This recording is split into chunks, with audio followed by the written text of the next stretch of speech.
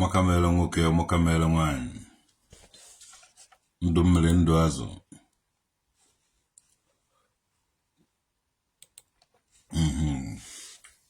onye afọ tata asụfụkwa ya echi ụmụ ka a na-akpọ traditional nwoke dada nwudude ka mmiri kendụ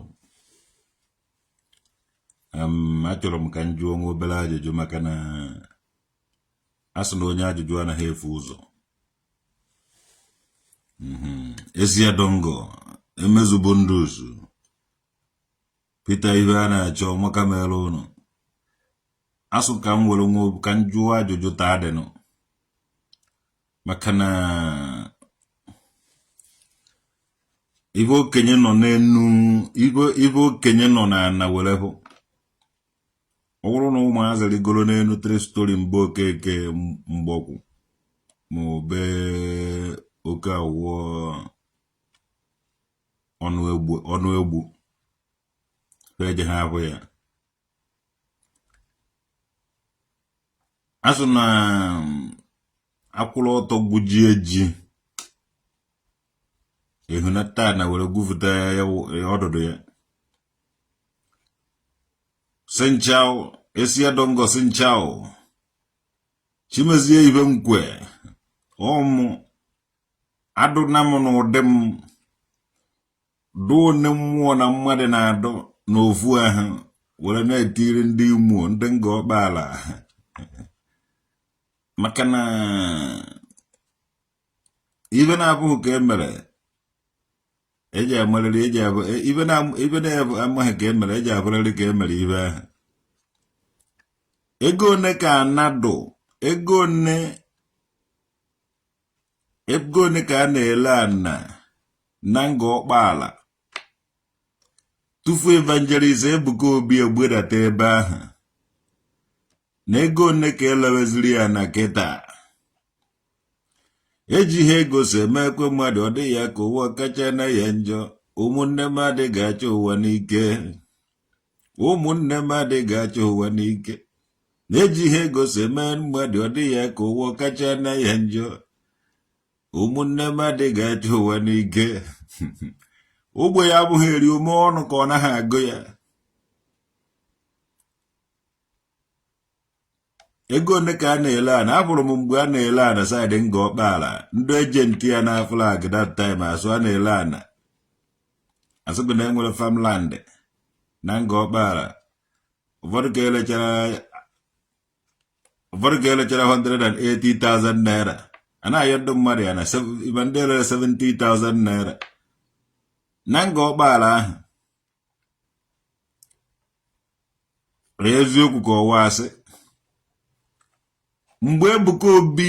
mgbe evangelist Ebuka Obi na-egbedatabeghị na Ngor-Okpala ego one ka a na-ele ana ụwa 1 naira 22 naira 33 naira anawụwa 1 naira 22 naira 33 naira even gọvanọ eziokwu golo na ogolo onye ahụ enwego before Ebuka Obi ogotenwuru ana ebe ahụ mana afụta Ebuka Obi ogotenwuzi ha ana ekwesịghị ngote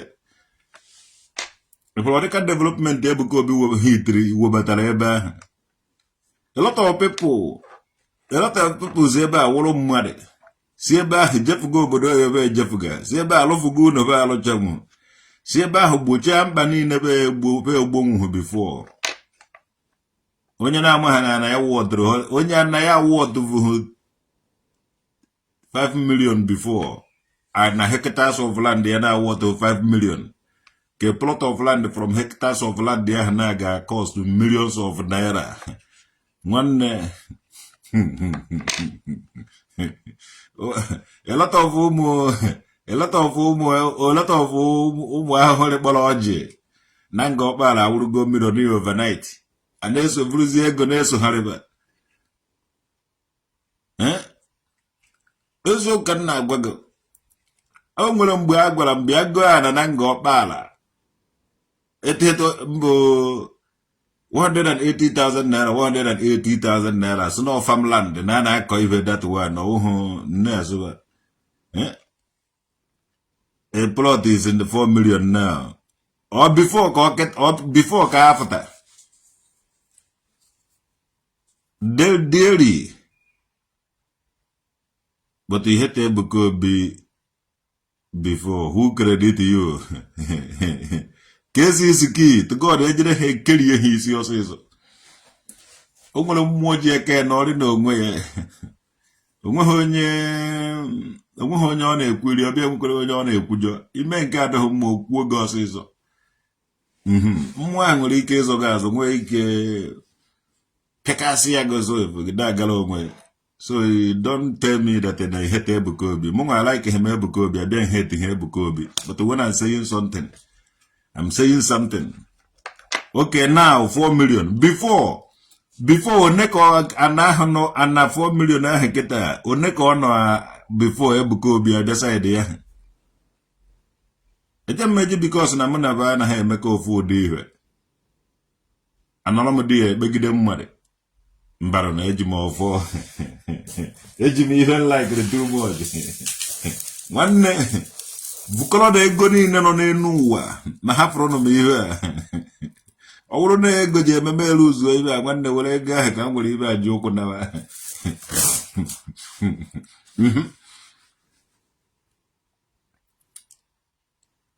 Dearly Paul, ego ne ka na ahụ nọ before.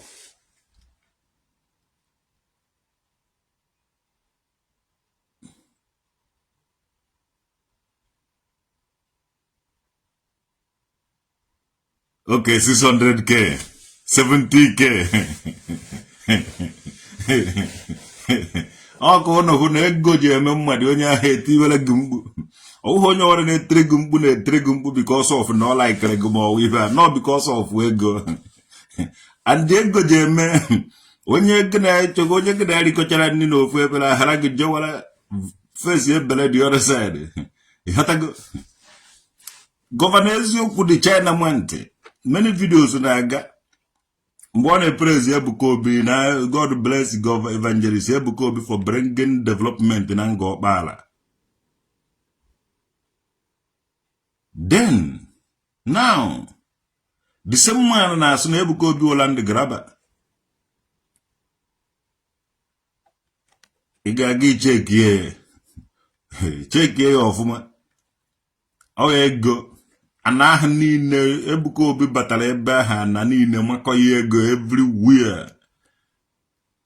Ana kpụkọ that is ana wele tizie ihe akpọrọ ego.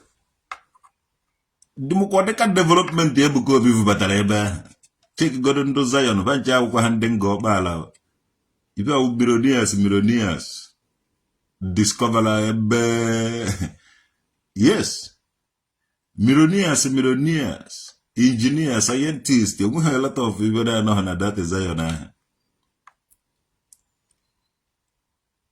Now,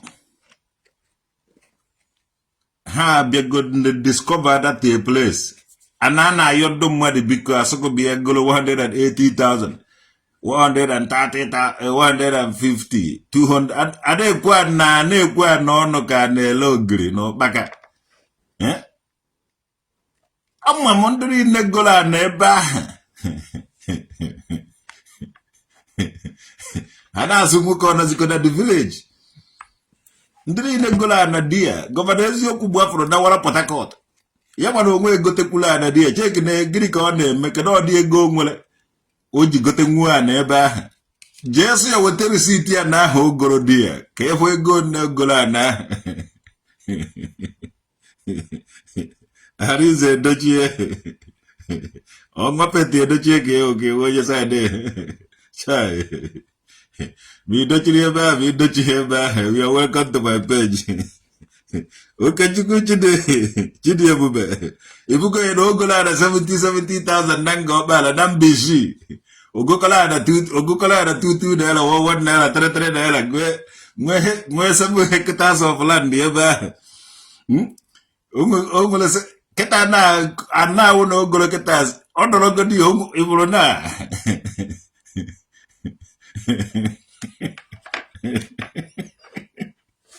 Chai.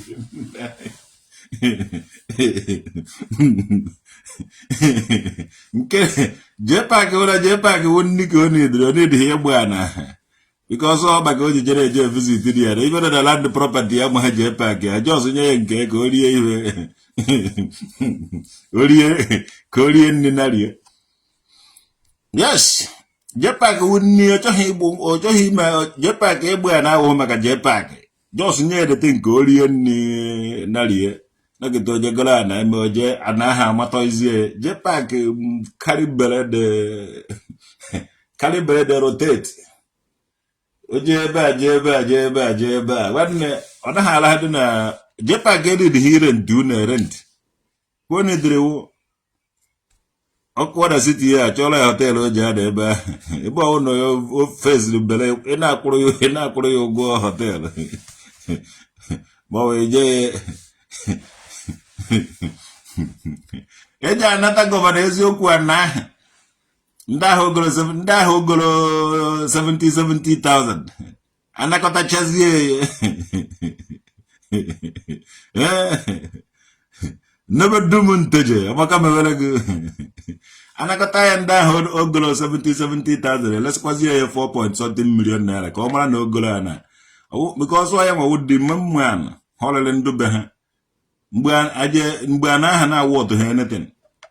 And the chef go Nebuko be one herself. Ebuko be one your boro you of. So on the very far from there, he must state.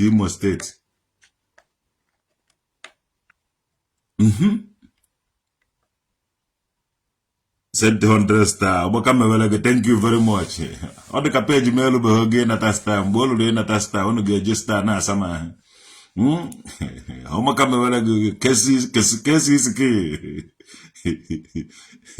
tears all over your eyes. Nah, Governor Ezioku Sonso, the same man, the same man, what defend Ricky Habekwara na hasa. It pains me. When I know now, I just make people encourage him or again is everybody maybe very build. No. The man with the development in Ngor-Okpala, Imo State. When I square check out Kabu ego. So that the movement here. Who has better movement, who better move we have. Tony and Comele met Tony the people. And the people are for this generation, Nokata, or for new generation. Umazakara, Motakata, Hamaja, a maven in a do meha. And 70,000, 80,000. Okay, na mwalagi anevuka. Population pemanana vulibu. Abachia na for long time. Anehika. Adina nyivisi kebiado. Nobodo. Nukutagolo di nobodo. Governezo kubwana port. Anane bego nada. Emo kwongolo na haja dagide. Even I lazy plot of land about 50,000. Ebuko be with the Messiah Bella save the these people. Look at the Anabeva Garagoda and I get now. And I was in got Mbuishi Bakara Governor Kumbada with a map of one on edges develop dear. Emwe city of holy people. Mwe city of Ndodada. Mwe city of Ndo Angel. Mwe city of everything. Na tiko yego mwe siku nke kure mungote. Mano yamwe ejege go nke. Ogolo nke ye mgbe anaka 50,000, 70,000. Mo weje kolo he mo kana my grandmother see the other side, my grandfather see the other side. So now mwa nede, au mwa diana, au mo lili here. Enye kuo ya ko enye ya mmezi. Ona koloba na gbajie de sana na me de shana mai te olilanya ndimo. Na ekwesịrị ejide onye ahụ ekechi. Ekwesịrị ejide onye ahụ eke ya ọdọ pịa ya ezigbote ụtarị. Ịmụka ọ wụrụ na ọsaịdị be anyị ka ewetara ọdị development ya ahụ ndị be ahụ ji enwe ezigbote aṅụrị. Because ọwụhụ sọsọ ndị Imo steeti na-edevelop the place. If I would Zion people all over the world and do Ndujiego. Onwere investment dikanda. Onwere industry ka onwere ibe ba na ha emedia. These people when they relax ya nyekwo ba na nke ga ha so ga relax ya. Ni ba ga alu ehike. And these people are capable of changing the place. Look at what how many years now. Olugo 2 years or 3 years. How about that? And I see from 70,000 but go to 4 million. Nah. Unu wele cheta na unu wo galanya no overnight. Ijukwa ga eziokwu ọwụrụ na Ebuka Obi na ndị Zion were iwe fụọ na ebe ahụ. Onwekwe ha ọkwa anabo na egbedatakwa to 50,000. Even unu ga-emecha ya ọdụ mmadụ dịka abịa goro na 20,000 ebe onye ọwụna na-agba ọsọ. Na nga agwara ụna afa free of charge. Obodo ọwụna ogbukwala eze. Ndị ba ya nakwa ha achụfụ onye mbịara mbịa. Ịnabatakwa mmadụ ịnabatagokwa ya ịchụ onye ahụ before oshibo unu n'afọ. Ndị ọzọ ji anabata ya ndị ọzọ nabata ya ife ọma niile aja abịa n'obodo na-agaba ebe ahụ achụjere. You should learn a lesson. Ibe bere ndị Igbo ji anabatakarị ndị mbịara mbịa karịa ndị Igbo ndị ihe ma. Ọ ba ya kwa nri kingdom. Ịnwa ọnụ nwa anwa wee mkpasu ndị Zion ahụ iwe pasịbụ ọnụ fụọ. Afa ka nna agbara ụnụ ibe a free afa ka nna agbara ụnụ wọdị Ngor-Okpala. Pam ụnụ nwa anwa mee iwe wee ndị Zion ahụ afụọ jewara si bụ ụnụ ahụ fụọ. Anabụ ụnụ ji adakwa to 50,000 a na-ele ya before. And ewu eji ha atụ ya ọkụkọ eji ha atụ ya ogwezi eji atụfuru ụnụ ọnụ. Because ọ na-achụfugo ụmụ Chineke. A na-achụfuru ụmụ Chineke. A na-ahụ onye ji abazi ebe ahụ. Ke nakwa ahụ ibe gọvanọ ekwensu ka ewuzikwa because ihugu onweghị ihugu ba na-echeji ọ na-echeji. Itinye ahụ ọ na-etụchara ihe. Ndị ọkpa ntụ ka ụnụ na-akpa ntụ ka ụnụ na-agba ntụ. Ọkpa ntụ agba mbọ na-esi akpa ma vileji ụnụ ahụ. Ụnụ mere ihe ọjọọ mgbe adịrị gbuo. Jede n'ahụ a na-aba ụnụ. Ndị otu aka Chineke ji esi abata na bụ ụnụ. Ụmụ Chineke ji abata na vileji ụnụ dozie. Ndị ha abatago na-edozi isi dị place. Ị newe ego anya. Ị naghị akwụ ọmarịcha ife ba na-alụ di ya. Gị na-ene ego anya. Chai. Ndị Ngor-Okpala jidekwe na onye na-eto n'ahịa Port Harcourt ọwụrụ Port Harcourt nga ahụ ọlụrụ ụnọ. Ya na wagado nga ahụ ga-anọrọ. Ọ nọ ya 5 years ya nọtabazie. Ọ nọta by then. Development Chineke wetara nnọ. Develop go onwe ya. Amụkọ m ihe nji na-ekwu. Enwere ndị chọrọ inye ndị Zion na ebe niile enwere oke ọhịa. Imekwa eche na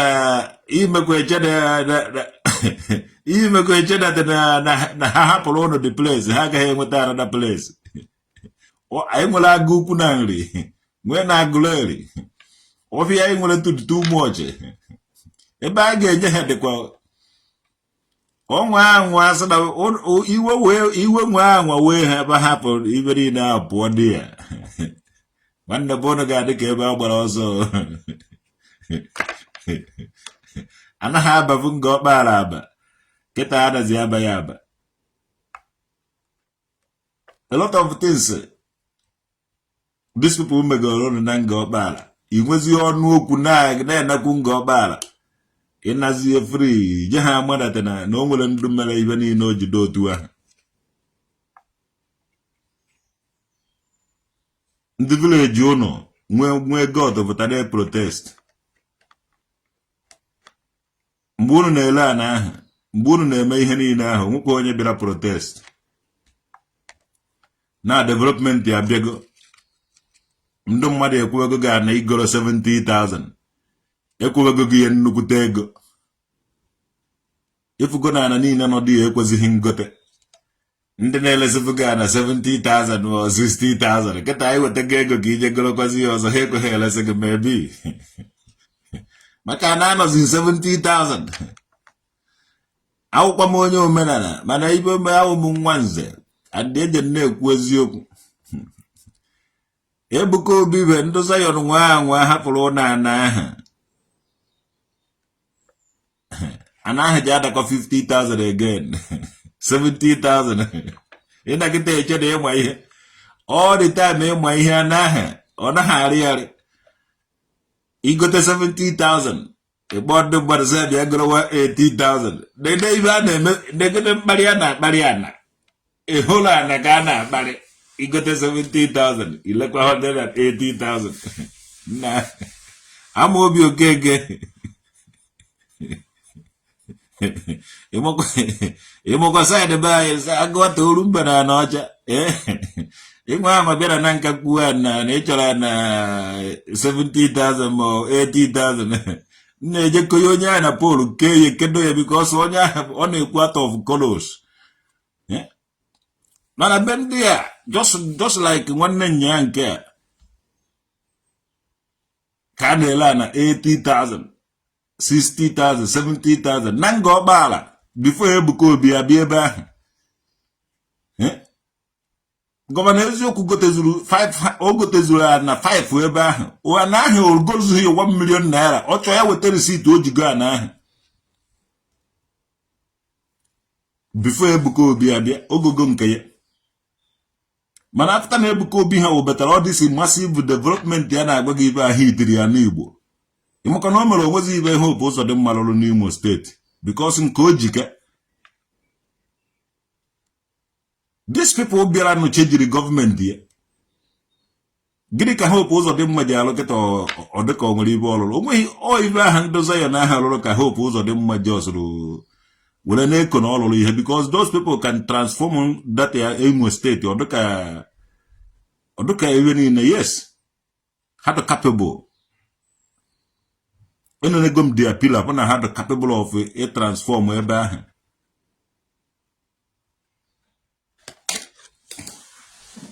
and ị na-ene anya city Hope Uzodimma dị oke ọnụ Imo steeti niile both neighboring village of Ngor-Okpala ebe niile ahụ tikọchazi ego ndị Imo steeti most of ndị Imo steeti nwere ego kịta most of ndị Ngor-Okpala nọ na Lagos ma ndị nọ Port Harcourt ma ndị nọ many places ana ha tikọziri ego these people wuzi ọgaranya fe need ha ịgba mbọ again ọchịchị Tinubu ọnụ ọchịchị Tinubu na ọ naghị eme ndị eme ihe a these people ego dobe ha anaghị uvu 70,000 mana kịta anyị ji ana ekwezighị 4 million na from 70,000 to 4 million ka create the growth of average ndị nwechara na ebe ahụ ndị Ngor-Okpala these people chọọ eji ha agbazi mbọ again onye ji ọkpabiri ya na lee 4 million eji erite ya ndawanye ihe kpabirikwa ọzọ lekwa eziokwu gọvanọ eziokwu afụgo the benefit ọtọnụzi against ihe a nwanne ị na-egbukwa onwe gị mma n'ọkpa maka ndozi ya na ahụ nwa hapụkwa the place botu nke gị aha na nke gị ahụ kịta ada ekwe gị 4 million ma 50 5 million 10 million ọdịghị ka ịlandịgo ndozi ya nwa ha wepụrụ oge aka di ya nwanne ana nke gị aha adakwa to 50,000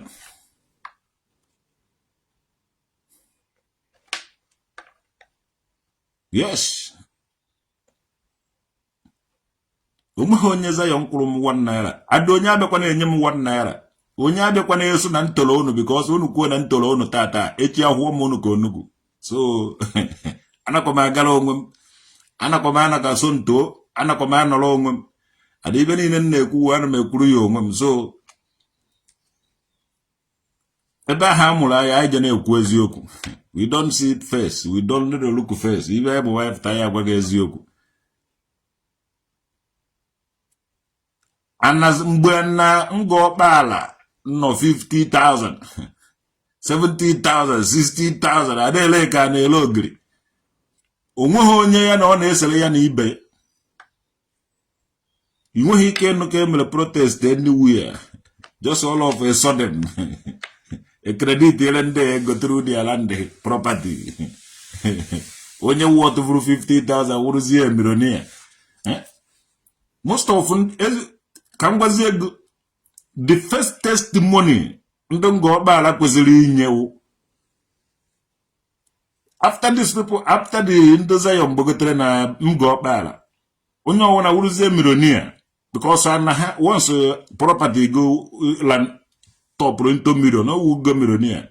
So Ngor-Okpala niile Ebuka Obi-Ton Ndozayon turn around every Ngor-Okpala people to become millionaire. Pe bido yibezi akwa, bido yibe agbara. Na-eyizi akwa, na-ekpuzi okporo na-erijuzi afọ. Nwezi influences everywhere. But he get protect that, he get defend that. Because ndị ilo gị na-aja abịa kwụnyewezie gị ego ka atọ ọnụ ga against Ebuka Obi. And you have the worst mistake ị nwere ike ime in your life. Because ya nwawo onye mere na unu tikọrọ ego. Ndị Ngor-Okpala unu adịghị grateful.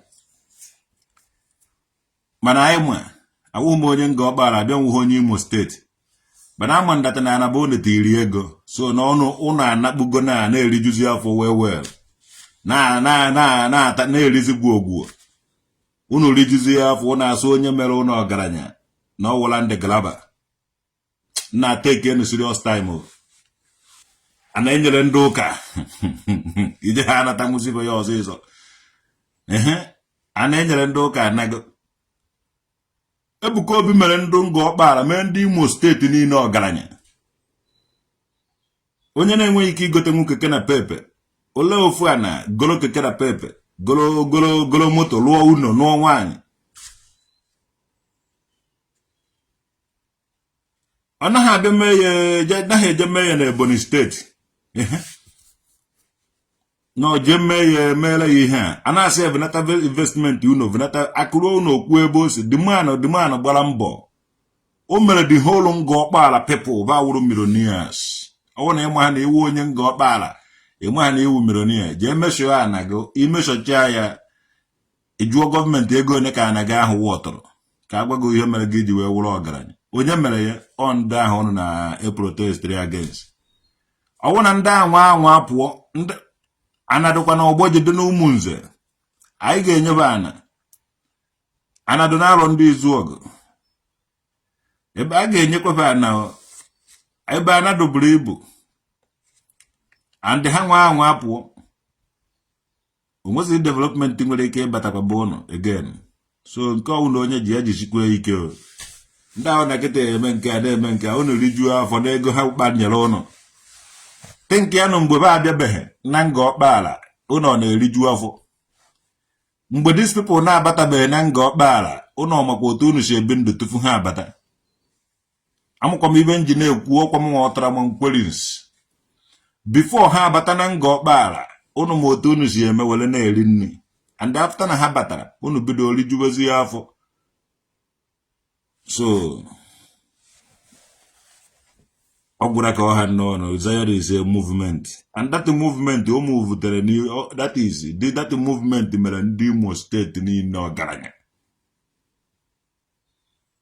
Aya ma na nwere ebe wo mba isi from no the movement the great ịnọchi ebe akwajisi ego aka na ọba ọsịsọ basiri ike na the movement adụ oge ha mere ndị Imo steeti millionaire.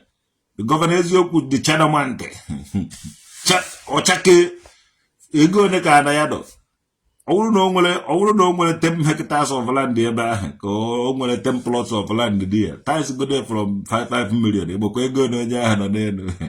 Ọ nọ izi okpuru igo, ogbuo grass, ogbuo ogogbo aja nke a, ogbuo grass nke a. O decorate ihe nwa obere ebe ahụ na-eme live video dịka ọ nọ n'eluigwe. Olileanya the Chinaman. Chai.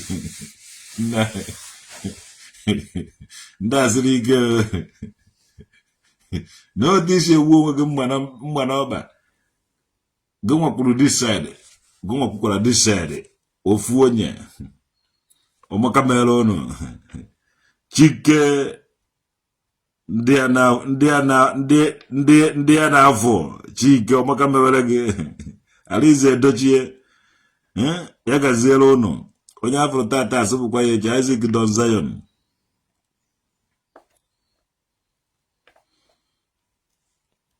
Because Governor Eziokwu is not a part of the land agent again. O kwuru na o jebe awụ na ọwụ na ndị Zion bụbata na o ji awụ great land agent. Ọ batazie emezi ihe the land agent ọ tọnụzi ya against ndị ha. Ọ advertisement ka o mere. Enweghị go n'ọrụ. Ị chọrọ ịkọrọpt ndị Zion. Ameg the land agent nwee ike ịgla abụọ the land. Nna ị kara ego no land agent na school ka amara na ewe land agent. Anawa anagata ewere key moto nye onye na-amaghị onye esi anya moto si anya moto. Ị kara study land agent na school ka amara na ebe study na ewe land agent. So amaka mere ụnụ.